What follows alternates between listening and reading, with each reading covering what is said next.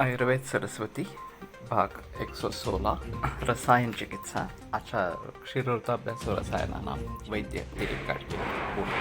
तो युक्ति प्रमाण के बाद रसायन चिकित्सा के बारे में सोचते हैं। लाभोपायो ही शस्त्राणाम रसादीनाम रसायनम, ये रसायन की व्याख्या की गई है कि शस्त्र या प्रशस्त इस प्रकार के धातुओं का निर्माण जिससे होगा उसके लाभ का जो उपाय है वो रसायन इस प्रकार का कहा जाता है। रसायन नाम तजनीयम यद जरा व्याधि नाशनम, जो वार्धक्य और रोग को दूर करता है वो रसायन है। ये दूसरी भी एक व्याख्या दी गई है। तो कहने का तात्पर्य ये है कि हमारे शरीर में परिवर्तन होता रहता है और नए नए भाव निर्माण होते रहते हैं। जैसे जो अन्न हम खाते हैं उसका जाठराग्नि के द्वारा पचन होकर उससे आहार रस बनता है। उस आहार रस पर रस धात्वाग्नि की क्रिया होती है और उससे रस धातु और रक्त पोषक अंश इस प्रकार से बनते हैं। रक्त पोषक अंश के ऊपर रक्त धात्वाग्नि की क्रिया होती है और रक्त और मांस पोषक अंश बनते हैं। तो ये सिलसिला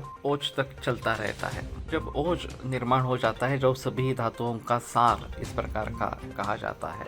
और दूसरी जगह जब भी अग्नि की प्रक्रिया होती है तो दो हिस्से बनते हैं, एक सार भाग जिसका ग्रहण किया जाता है और एक किट्ट से आगे मल बनता है जिसको बाहर निकाला जाता है। तो ये निरंतर प्रक्रिया शरीर में चलती रहती है।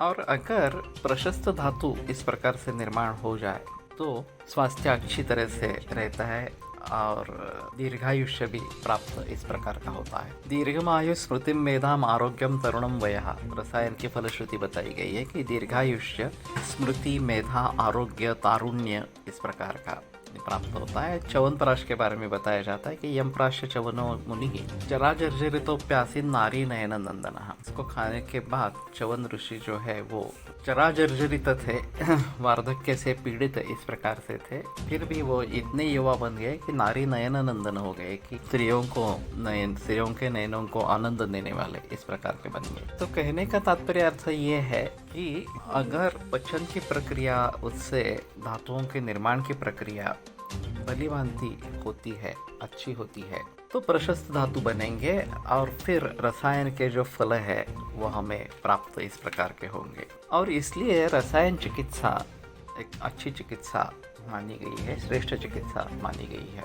अब बात ये होता है कि इसमें दो विकल्प होते हैं, कुटी प्रावेशिक रसायन और एक वाताचपिक रसायन। कुटी प्रावेशिक रसायन का मतलब है कि एक त्रिगर्भा कुटी बनाई जाती है, इसमें एक के अंदर दूसरा, दूसरे के अंदर तीसरा, इस प्रकार का गर्भ में एक कुटी होती है और बिल्कुल कम वायु विजन इस प्रकार का होता है, अंधेरा भी काफ़ी रहता है।